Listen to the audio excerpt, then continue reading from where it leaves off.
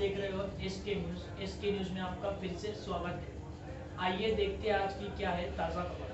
आज बरोज़ शनिचर तकरीबन 4 बजे के करीब में बड़ा कब्रस्तान के पीछे कुरैश जमात खाने के बिल्कुल पास में एक एक्सीडेंट हुआ। ये एक्सीडेंट एक बाइक वाले ने एक मुकादम वहाँ से चाय पीने के लिए अपने कारखाने से चाय पीने के लिए जा रहे थे, तो बाइक वाले ने उनको उड़ा दिया। उड़ाने के बाद उनके सर में ज़्यादा मार लगने की वजह से, हेड इंजरी आने की वजह से वहाँ पे कुछ लोगों ने उनको उठा एकरा हॉस्पिटल लेकर गए और एकरा हॉस्पिटल में वहाँ पर मालेगांव शहर के काफ़ी जिम्मेदारान को बुलाया गया।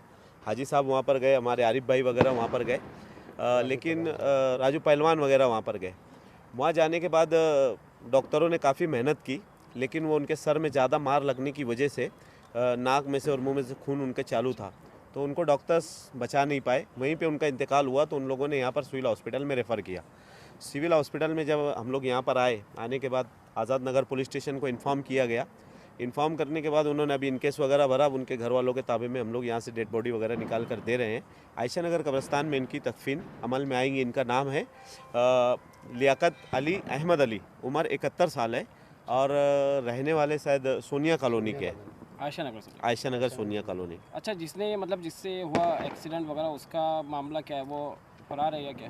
2 लोग हमारे सुनने में ऐसा आया कि वो 2 लोग थे एक बाइक के ऊपर, और एक बंदा शायद जो बाइक चला रहा था वो शायद फरार है, और एक है तो हॉस्पिटल में एडमिट है, ऐसा हम लोगों को यहाँ पर मालूम पड़ा। वो लोग भी जख्मी हुए थे क्या? हाँ, उसमें एक जख्मी हुआ है शायद। एक जख्मी हुआ।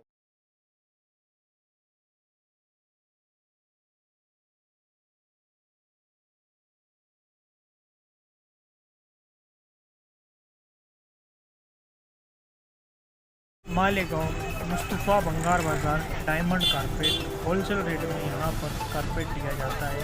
हमारा पता याद रखें, मालेगांव मुस्तफ़ा बंगार बाज़ार डायमंड कारपेट।